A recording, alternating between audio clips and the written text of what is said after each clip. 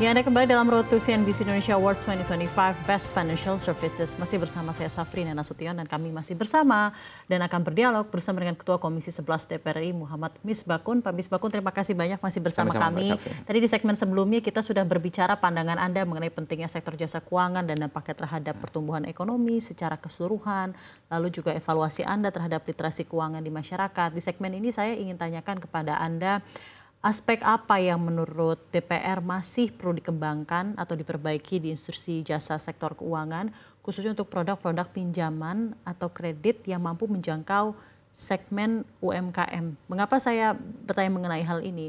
Karena tentunya kita ketahui bersama segmen UMKM ini adalah backbone of the economy, Pak. 60% dari konsumsi dan lain-lain semua berasal dari sektor ini. Bagaimana signifikansi dari sektor jasa keuangan saat ini untuk membantu pengembangan UMKM? Sektor jasa keuangan untuk UMKM ini sebenarnya hampir semua lini dimasuki. Ini sebagai sebuah afirmasi kebijakan negara, sehingga UMKM ini mendapatkan prioritas. Karena pertama, aspek strategis dari UMKM. Mereka punya serapan tenaga kerja yang luar biasa. Ketika UMKM ini diberikan afirmasi oleh negara, maka pemerintah dua hal diatasi tadi, tenaga kerja dan masalah sosial. Itu bisa diatasi. Ekonomi dan masalah sosial. Social and economical problem itu bisa diatasi secara simultan bersamaan. Nah, permasalahannya kemudian adalah bagaimana negara konsisten mengatasi, karena apa? Ketika akses keuangannya sudah dibuka, kan masalahnya menjadi berbeda. Nah, di sini kita lihat di mikro, mulai dari ultra mikro, kecil, menengah, sedang, ini semuanya digarap oleh pemerintah. Ultra mikro ada Pegadaian masuk UMI, ada PIP, ada Mekar, ada PNM, kemudian ada KUR.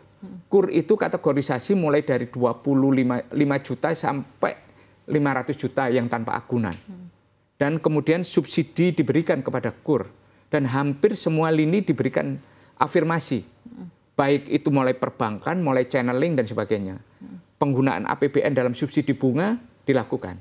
Nah, sekarang setelah semua itu dilakukan oleh negara kepada masyarakat terutama UMKM, apa yang berikutnya harus dilakukan?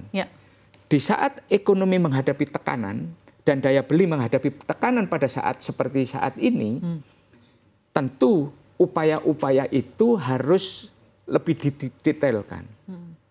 Ya kan, didetailkan. Sekarang orang dulu orang mengakses kredit KUR maksimal cuma sekali, sekarang sudah bisa 3 kali. Ya kan? Ketika orang menghadapi tekanan seperti ini, jangan sampai kemudian KUR itu kemudian menjadi salah satu penyebab permasalahan di perbankan. Contohnya dari segi apa, Pak? NPL atau seperti apa? Tentunya di NPL harus kita perhatikan lebih detail. Karena KUR ini menggunakan dana perbankan yang disisihkan. Dan kemudian bunganya diberikan subsidi oleh negara. Ya kan? Nah, ketika sebagian anggaran itu, total KUR itu kalau nggak salah sudah di atas 600 triliun. 600 triliun itu kalau kemudian macet saja,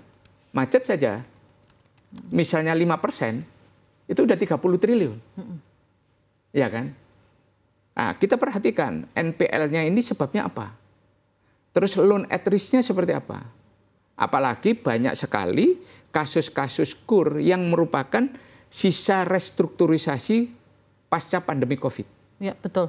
Pasca pandemi COVID ini, entilnya, ekornya kan masih merambat sampai sekarang yang harus diselesaikan. Lah, ini menurut saya mau tidak mau dilakukan upaya yang lebih strategis.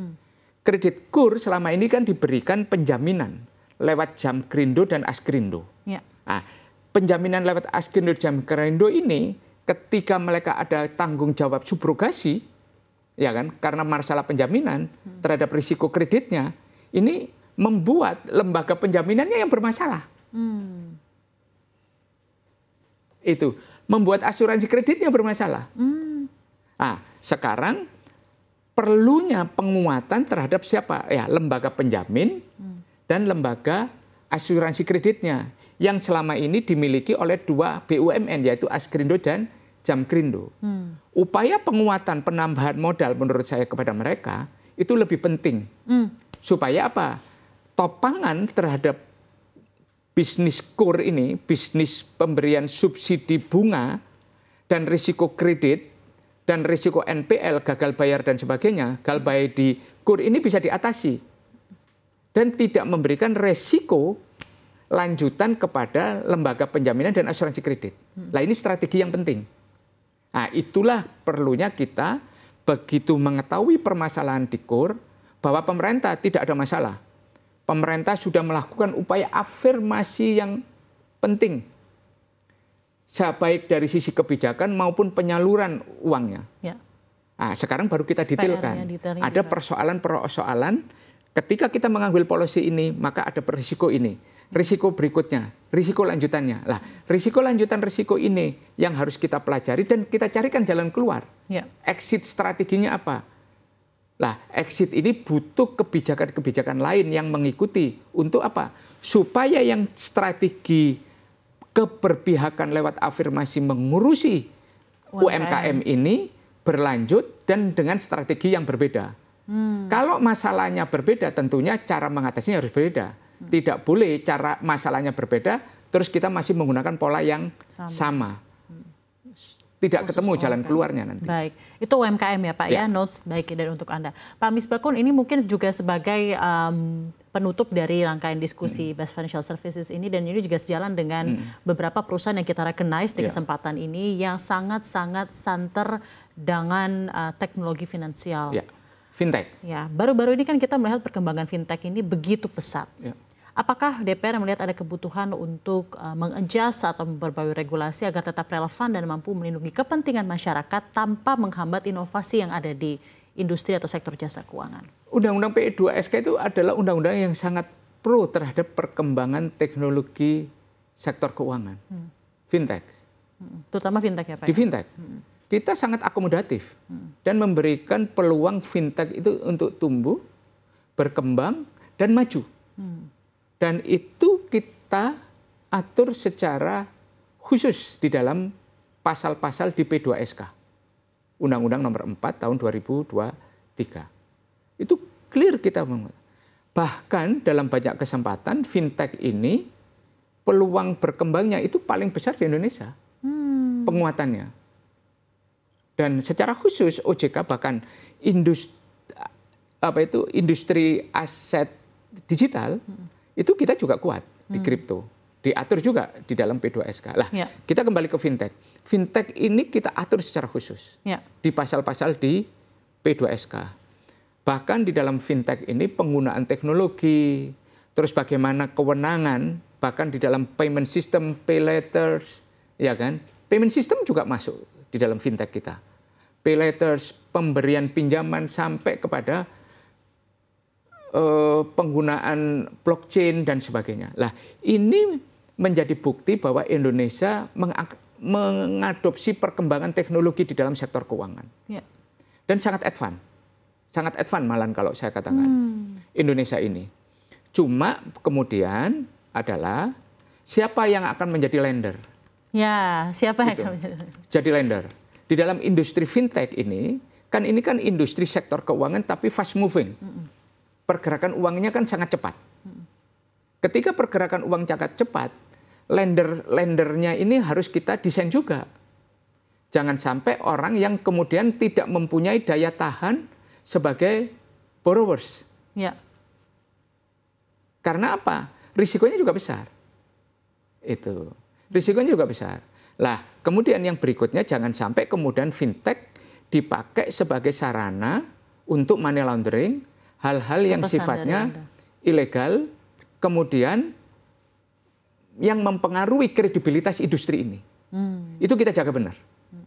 Karena dari regulasi sudah mendorong luar biasa. Untuk dari tumbuh. Itu pesan dari Pak Misbakun adalah agar fintech menjaga kredibilitas dan kredensialitas sebaik-baiknya. Maka kita selalu ingatkan kepada OJK untuk menjaga kredibilitas ini. Dan itu adalah fungsinya regulasi. Nah, fungsi regulasi ini tentunya jangan sampai kemudian masyarakat karena kita terlalu ketat mengawasinya, masyarakat tidak terlayani. Nah, itu juga nggak boleh. Terus industri juga terlalu banyak requirement terhadap industri juga tidak bagus. Karena membuat mereka gampang untuk melakukan investasi. Karena kalau kita tahu fintech ini adalah padat modal. Betul. Teknologi itu sendiri itu adalah another investment yang sangat membutuhkan modal besar. Mereka harus sewa bandwidth, sewa cloud, sewa macam-macam infrastruktur, hardware, dan sebagainya. Dan ini kan mau tidak mau umur mereka itu kan nggak panjang. Penyusutannya juga cepat. Dan ini kan menjadi pengurang beban mereka. Keuntungan mereka ini. Nah, inilah yang membuat industri ini harus benar-benar diawasi, tapi juga diberikan sebuah perlakuan yang menurut saya tidak boleh disamakan seperti kita melihat industri finansial yang konvensional. Ya, butuh agility ya Pak. Ya, butuh agility. Perkembangannya begitu dalam besar. hal karena apa? Misalnya contoh, kalau yang finansial konvensional mungkin penyusutannya cuma mungkin 5 tahun terhadap sebuah aset, mungkin 4 tahun. Nah, teknologi kan berkembang sangat cepat. Tiba-tiba yang hari ini digunakan bisa-bisa 2-3 tahun lagi itu menjadi barang yang sudah sangat ketinggalan zaman. Apalagi sekarang AI dan sebagainya itu kan sudah mulai digunakan di sektor keuangan.